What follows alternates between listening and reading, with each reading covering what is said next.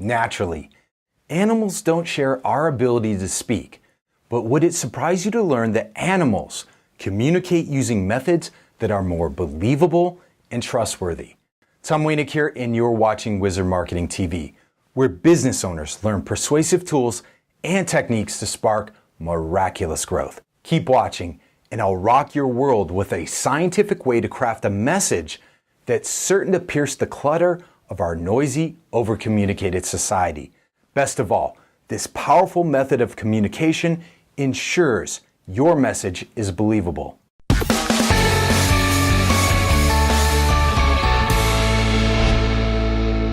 In 1941, Swiss engineer George de Mestral invented Velcro when he got the idea for the fastener after examining the burrs that Barb wired into his dog's fur. Velcro is one example of biomimicry, a new science which studies nature's ingenious, elegant solutions to impossible problems and then borrows these solutions to solve human problems. Signaling theory, the study of how animals communicate using bizarre behaviors and physical traits, is yet another example of biomimicry. Wait a second, signaling theory is a kissing cousin of biomimicry, or is biomimicry kissing signaling theory? Okay, who's kissing who here? Don't sweat the chicken or the egg science mambo jambo thing. All you need to know is that nature has already solved many of the challenges that we mere humans face. And as a marketer of a Main Street business, you face countless challenges you must overcome, right? So let's apply biomimicry or signaling theory to your marketing message. The business owner's problem. How do you craft a marketing message that'll pierce through the clutter of our noisy, over-communicated society? What's more, how do you ensure your marketing message is believable? After all, a message absent of believability will not persuade. Nature's solution? Send an honest signal, one that's impossible to fake due to the extreme cost required to send it. For an example of honest signaling, I give you the gazelle and the cheetah. Swift and darting, the gazelle can quickly change directions and run over long distances at a top speed of 50 miles per hour. But before we declare the gazelle a wonder of nature, you should know that its main predator, the cheetah, sprints at an eye-blazing 70 miles per hour.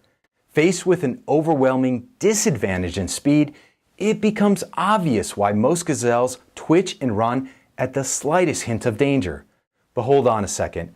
Not all gazelles bolt for safety when noticing a stalking cheetah. Occasionally, a small number of emboldened gazelles will actually begin starting when standing face to face with a deadly cheetah. Starting is the act of leaping up and down repeatedly while stiffening all four legs. That's right, lock, leap, and repeat. So why would a gazelle start?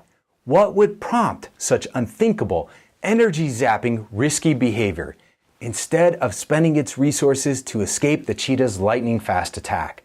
Starting, a display of athleticism and endurance, sends a distinct, direct message that the gazelle can outrun and outlast the cheetah. Because the gazelle squanders precious time and energy, the signal reverberates with a high degree of believability. But what about the cheetah? Knowing several weeks could pass before it finds another opportunity to wrangle some grub, the cheetah will ignore the starting gazelle, instead turning its attention to those gazelles that immediately ran for safety. Here's why. The cheetah is hunting for the biggest meal it could find while spending as little of its limited energy as possible. And above all else, the cheetah seeks to avoid a pointless and exhausting chase. But here's one important question that demands an answer. If starting is so convincing, equating to a get-out-of-jail-free card, then why don't all gazelles start? Because starting demands an investment that not all gazelles can afford. For the vast majority of gazelles, the cost of starting outweighs the benefit. And survival doesn't require one to be the herd's fastest. It simply requires being faster than the herd's slowest. Most gazelles don't stop because they're instinctively aware that any display of inferior athleticism would be painfully obvious next to superior starters. That's not a healthy position to be in when you've just depleted the resources needed to outrun the cheetah. Here's another way to look at it. For gazelles of inferior athletic ability, the cost of signaling is too high. Why waste time and energy starting, attempting to fool the cheetah while appearing weak among the herd? Switching gears, let's talk about the strength of a credibility investment, because some actions speak more loudly than others. Strong, believable signals must have, number one, relevancy. Your signal must be relevant to the message you're communicating.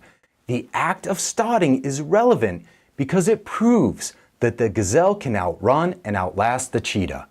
Number two, high perceived cost. The more you risk or spend, the more believable your message becomes. To send its signal, the starting gazelle risks its safety and well-being. That's a pretty costly signal to send. Number three, scarcity. Remember, starting gazelles are rare. All signals in nature and business are frequency dependent.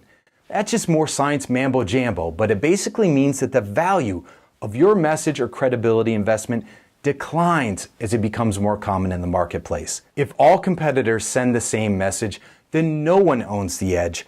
The arms race continues. And number four, currency to spend. If you can't afford the signal that you're sending, then don't send that particular signal. Redirect your resources.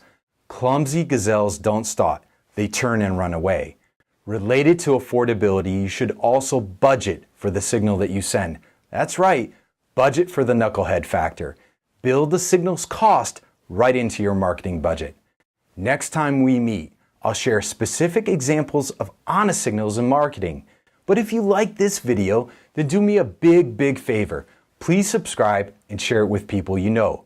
In Marketing Wizards, let me hear from you. Leave a comment below and make sure you send me your marketing and advertising questions.